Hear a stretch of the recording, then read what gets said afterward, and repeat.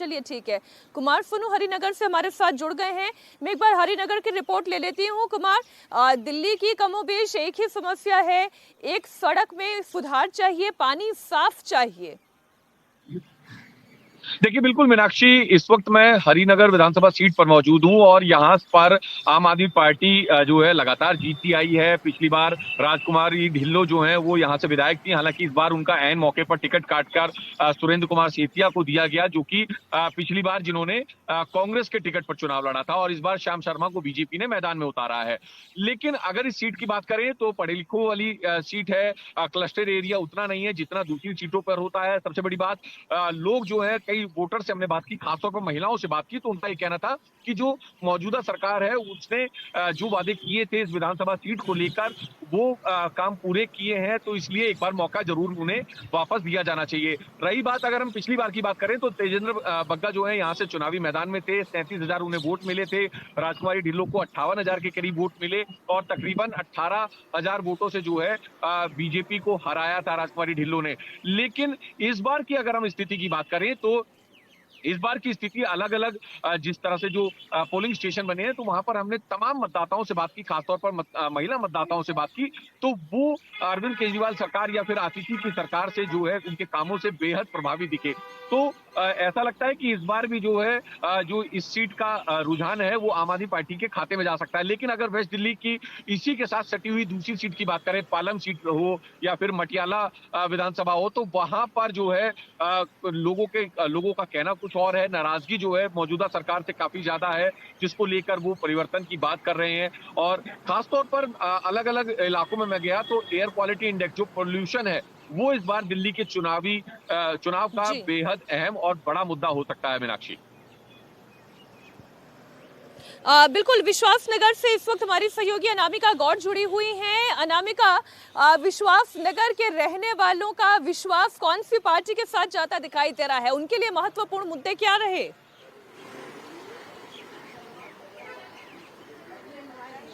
मीनाक्षी, विश्वास नगर एक ऐसी सीट है जिसे आम आदमी पार्टी ने अपने अभी तक के इतिहास में नहीं जीता है। यानी 3 बार से यहाँ पे बीजेपी के विधायक ही हैं और उन्हें ही एक बार फिर से बीजेपी ने विश्वास करके उतारा है, ओपी शर्मा। लेकिन इस बार चुनौती ज्यादा है क्योंकि जब इतने लंबे समय से वो विधायक है तो जो झुग्गी झोपड़ी वाले लोग हैं वो आम आदमी पार्टी को पसंद कर रहे हैं। उनका अगर बिजली का बिल नहीं आ रहा है तो उन्हें डायरेक्ट फायदा हो रहा है। लेकिन जो जिस पोलिंग बूथ में हम मौजूद हैं, जानकीपुरम ये इलाका है, यहाँ पे अपर मिडिल क्लास वोट ज्यादा है जो बीजेपी के पक्ष में बात कर रहा है। कुछ झुग्गी के लोग ऐसे भी हैं जो ये कह रहे हैं कि केजरीवाल खुद महल में है लेकिन हम झुग्गी में हैं, हम नाले में हैं, क्योंकि विश्वास नगर में भी वही स्थिति है। जो सड़कें हैं वो टूटी हुई हैं, सीवर का इशू है, पानी यहाँ भी कई इलाकों में गंदा आता है, फ्लैट वाली सोसाइटी भी है, झुग्गियां भी है, मिक्स एक पॉपुलेशन है वो रहती है। लेकिन जो जाटव वोट है वो एक जातीय समीकरण को यहाँ पे बदल सकता है। अगर वो बीजेपी के पक्ष में जाता है तो एक पूरा स्विंग बीजेपी के लिए होगा। अगर वो आम आदमी पार्टी की तरफ अपना रुख करता है तो आम आदमी पार्टी इस बार बीजेपी को विश्वास नगर से एक कड़ी टक्कर दे सकती है, जो पिछले 3 बार से आम आदमी पार्टी नहीं कर पाई है। लेकिन अगर हम विश्वास नगर से जुड़े हुए जो पूर्वी दिल्ली के हैं बाकी इलाकों की बात करें, कोंडली की बात करें, पड़पड़गंज की बात करें, लक्ष्मी नगर की बात करें, तो वहां पे हमें एक नाराजगी देखने को मिली है। खासकर पूर्वी दिल्ली, लक्ष्मी नगर जो है वो नई दिल्ली से कुछ ही दूरी पे है, पर ऐसा लक्ष्मी नगर वालों को लगता है कि वो नई दिल्ली से काफी दूरी पे है, क्योंकि नई दिल्ली की सड़कें अच्छी हैं लेकिन लक्ष्मी नगर में जाम का इशू है, सड़कें टूटी हुई हैं, पानी वहां भी गंदा आता है। जब जून जुलाई का टाइम आता है तो टैंकर माफिया इन इलाकों में एक्टिव हो जाता है, जिससे कि जो लोग हैं वो सरकार से, खासकर आम आदमी पार्टी से नाराज है। उनका कहना है कि अब तो एमसीडी में भी आम आदमी पार्टी है, स्टेट में भी आम आदमी पार्टी है, फिर भी उनके काम नहीं हो पा रहे, जो कि सफाई का मुद्दा है। तो कुल मिला के एक मिक्स जो रिस्पांस है वो पूर्वी दिल्ली की जो चारों सीट है मीनाक्षी, वहां पे अब तो मुझे ये सवाल पूछना पड़ेगा थोड़ी देर में कि आखिर पानी आ कहाँ रहा है जहां पर साफ पीने का पानी मयस्सर है। अगर वो नई दिल्ली में पैचेस में नहीं मिल पा रहा है, अगर वो आप जैसा बता रही हैं कि लक्ष्मी नगर तक में नहीं मिल पा रहा है, तो फिर वो कहाँ मिल रहा है? बहरहाल ओखला से हमारे सहयोगी सहयोगी मनीष प्रसाद जुड़े हुए हैं।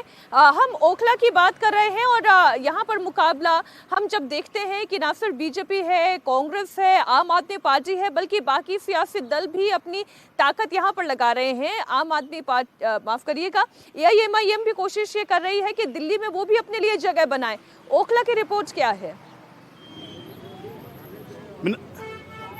मीनाक्षी, यहाँ पर जो जितने भी लोग हैं उनसे हमारी लगातार बात हो रही है और करीबन 3,80,000 के लगभग यहाँ पर वोटर्स हैं, जिसमें से जो 51 से 55% हैं वो मुसलमान हैं और उसके अलावा 45% जो हैं हिंदू हैं, लेकिन इसमें भी गुर्जर हैं।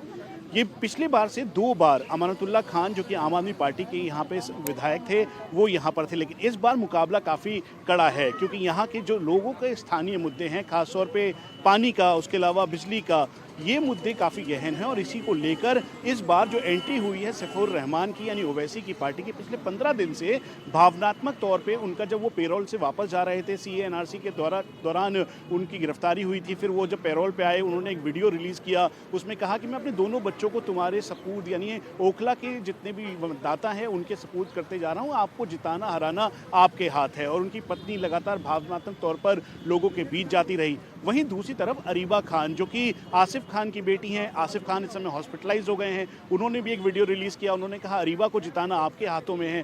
तो मनीष चौधरी जो कि भारतीय जनता पार्टी के यहाँ से उम्मीदवार हैं, लेकिन इन सब में अमानतुल्लाह खान क्योंकि यहाँ पर पिछले 10 सालों से वो विधायक थे, लोगों के कई ऐसे लोग हैं जो उनके समर्थन में दिखे, कई लोग उनके बिल्कुल विरोध में दिखे, कईयों ने कहा कि उन्होंने कुछ काम नहीं किया, यहाँ के स्थानीय लोगों के जो गहन मुद्दे हैं उनकी नज़रअंदाजी की। तो ये मिला जुली प्रतिक्रिया दिखाई दी और यहाँ पर अगर कहीं से भी वोटिंग परसेंटेज शेयर बढ़ता है, अगर ये सैफुर रहमान जो कि ओवैसी की पार्टी से हैं, AIMIM के हैं और अमानतुल्लाह खान के बीच में अगर ये वोटिंग शेयर अगर बढ़ता है तो उसका सीधा फायदा मनीष चौधरी को जो कि बीजेपी के हैं उनको दिखाई दे रहा है। तो इसीलिए ओखला की सीट एक बहुत जो पारंपरिक सीट मानी जाती थी, आम आदमी पार्टी का गढ़ माना जाता था यहाँ पे पिछले 10 सालों से, यहाँ पर सेंध लगना या ना लगना ये अब 8 तारीख को ही तय होगा। लेकिन यहाँ की जनता ने अपना मन बना लिया है, इसलिए भारी मात्रा में जो महिलाएं हैं खासतौर पे वो घर से बाहर निकल रही हैं, वोट कर रही हैं।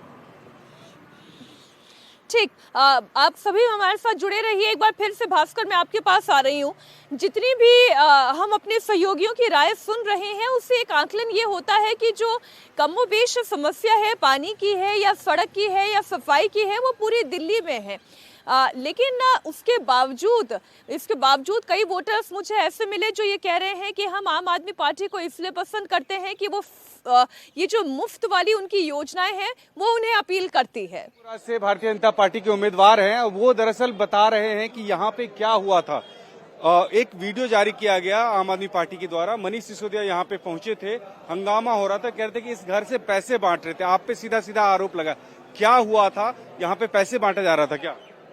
पैसे तो ये बांट रहे हैं, पैसे तो हर झुग्गी में इनके बाहर से पंजाब से 500 आदमी आए हुए हैं, सारा मतलब पड़पड़गंज से, त्रिलोकपुर से, कल्याणपुर से, क्योंकि डिप्टी CM रहा है, हर जगह से संगठन का सेकंड है, केजरीवाल के बाद ये है।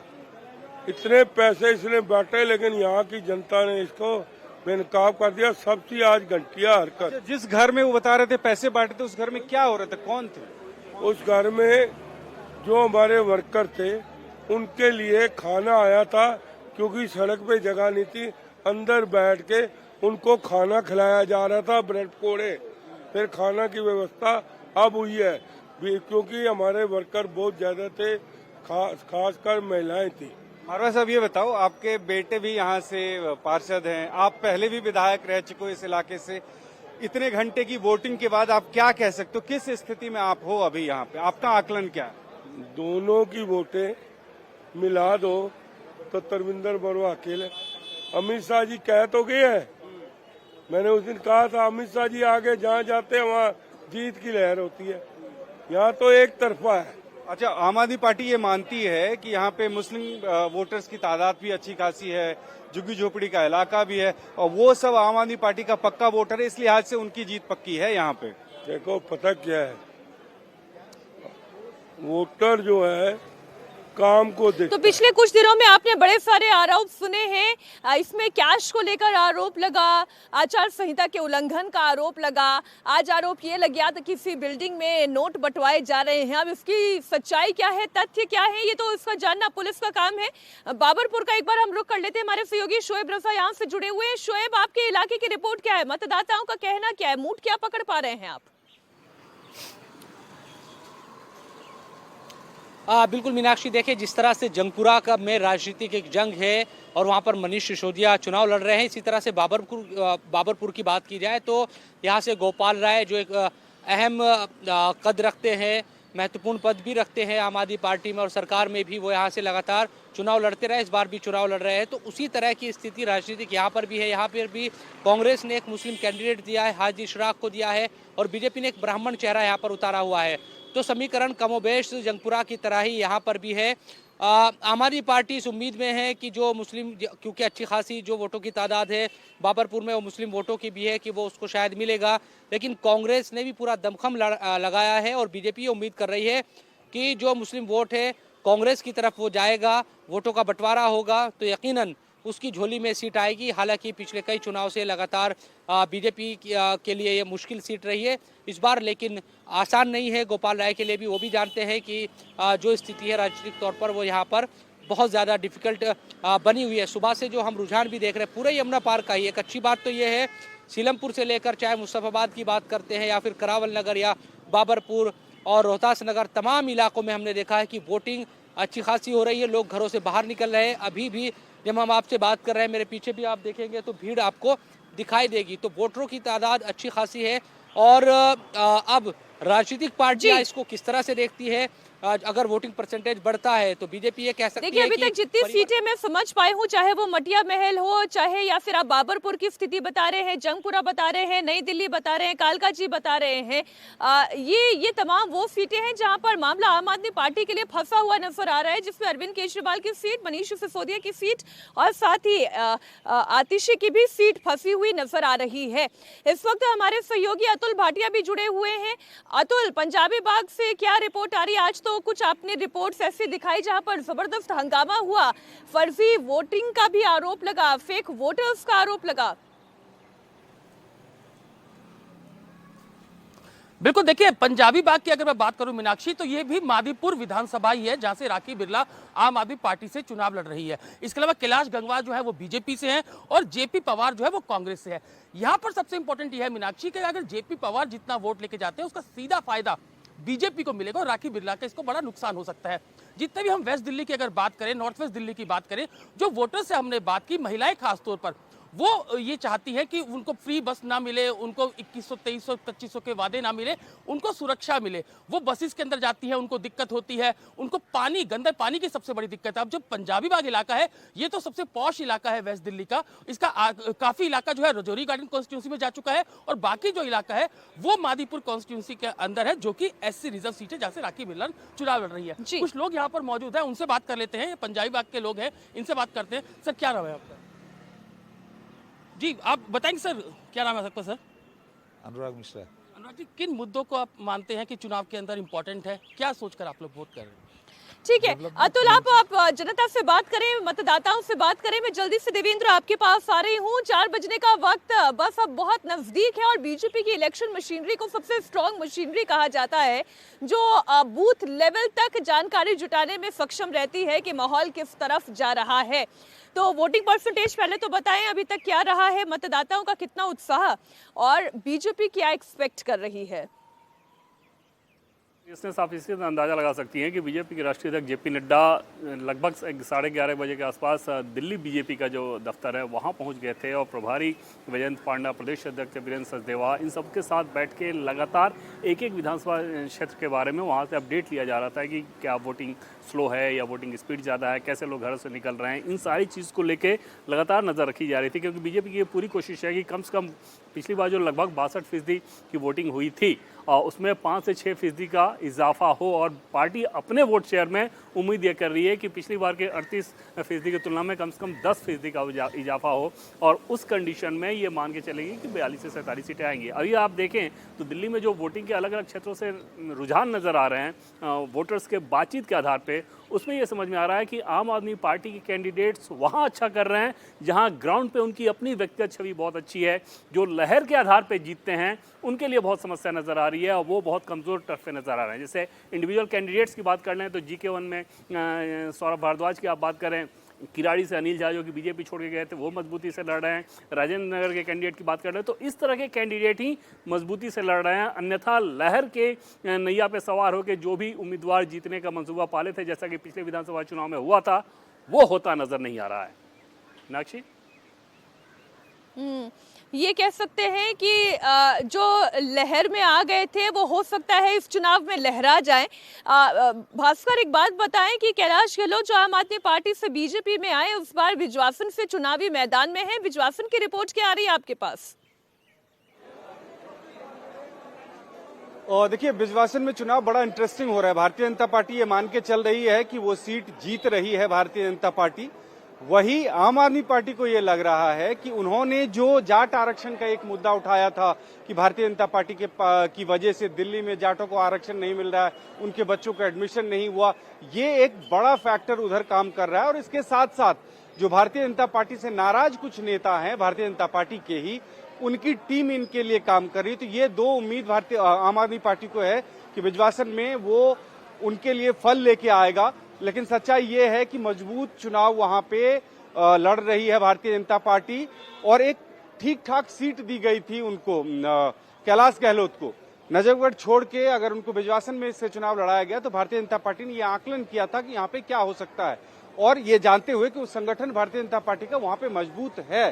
सत्यप्रकाश राणा कई बार वहां पे विधायक रह चुके हैं। 20 जून को टिकट नहीं मिला आम आदमी पार्टी से, वो भी नाराज हो गए, वो भारतीय जनता पार्टी में शामिल हो गए चुनाव से ठीक पहले। तो इन सब का प्रभाव भी वहां पे देखा जा रहा है। ये भारतीय जनता पार्टी का आकलन है कि वो सीट वो आराम से निकाल लेगी। लेकिन आम आदमी पार्टी मान रही है कि यहाँ पे मुकाबला कठिन है और उनको ठीक ठाक वोट मिल रहा है। लेकिन मेरा ये मानना है कि एज अभी भी भारतीय जनता पार्टी को है। अगर उस इलाके की 2 सीट की बात करें तो नजफगढ़ भी और बिजवासन भी, ये 2 सीट ऐसी है जहां भारतीय जनता पार्टी को एज है।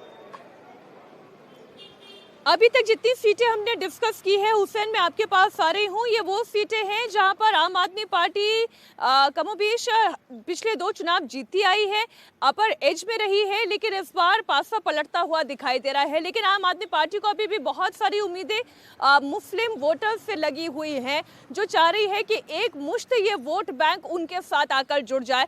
तो कुछ मुस्लिम बहुल सीट की हम बात कर लेते हैं, जिन इलाकों में आप खुद अपना कार्यक्रम करने के लिए गए मोदी मुसलमान को लेकर। मुसलमानों की राय क्या है हुसैन? मीनाक्षी, देखिए 2015, 2020 और अब 2025, 2015 और 20 के मुकाबले ये चुनाव बिल्कुल अलग है। जिस लहर की बात देवेंद्र पराशर कुछ देर पहले कह रहे थे, ऐसी वाकई कोई लहर अब कहीं नहीं है। अब इंडिविजुअल कैपेसिटी और अरविंद केजरीवाल या आतिशी ने जो काम किए हैं उन बिनाओं पर, और जो वादे पूरे नहीं हुए वो सारी चीज़ें कैलकुलेट की जा रही हैं। अब हम आते हैं एक सीट ओखला पर। ओखला मतलब शाहीन बाग। आपको समझना होगा, साल 2019 का एंटी CAA जो प्रदर्शन हुआ वो लोगों के जहनों में आज भी है। और उससे भी बड़ी चीज़ शिफाउर रहमान का आना। शिफाउर रहमान जामिया के एलुमनाई के प्रेसिडेंट रहे, वो एक बड़े वहाँ पर अच्छी पहचान, अच्छी शनाख्त रखते हैं। उनको टिकट दिया जाना ओवैसी की तरफ से, सारा जो जहन था लोगों का वो गया साल 2019 के वक्त पर। जामिया में उस वक्त क्या हुआ, दिसंबर की सर्दियों में साल 2019 में कैंपस के अंदर सुरक्षा बल एंटर किए, सुरक्षा बलों ने वहां लाठीचार्ज किया। ये सारी बातें लोगों के जहनों में घूम रही थी। मतलब ओखला को सिर्फ आप ओखला विधानसभा नहीं, उसे शाहीन बाग वाले प्रदर्शन के तौर पर भी आपको देखना पड़ेगा। और फिर ये कैलकुलेट किया जाता है कि केजरीवाल ने उस वक्त क्या किया। वो केजरीवाल जो खुद एक आंदोलन से पैदा हुए और आंदोलन की राजनीति करने के लिए जाने जाते थे, उसके बाद उन्होंने शाहीन बाग के आंदोलन के साथ खड़े होने की जरूरत नहीं समझी। जो मैं आपकी बात से हुसैन समझ पा रही हूँ वो ये है कि लोगों ने मन एकदम क्रिस्टल क्लियर तैयार किया हुआ है कि अगर उसे आम आदमी पार्टी के साथ जाना है तो उसके पीछे वजह क्या है, और अगर नहीं जाना है तो उनके पीछे भी वजह क्या है। आप सभी का बहुत शुक्रिया पूरी डिटेल और जानकारी के लिए। अब सबसे 4 बजे फिर मुलाकात होगी, क्योंकि दिल्ली के वोटर का मिजाज क्या है ये दिल्ली में लगातार हर अलग अलग विधानसभा क्षेत्र पोलिंग बूथ से जो जानकारी निकलकर सामने आ रही है, जो मतदाताओं का मन है, वो उसका सार आपके सामने रख रहे थे हमारे सहयोगी।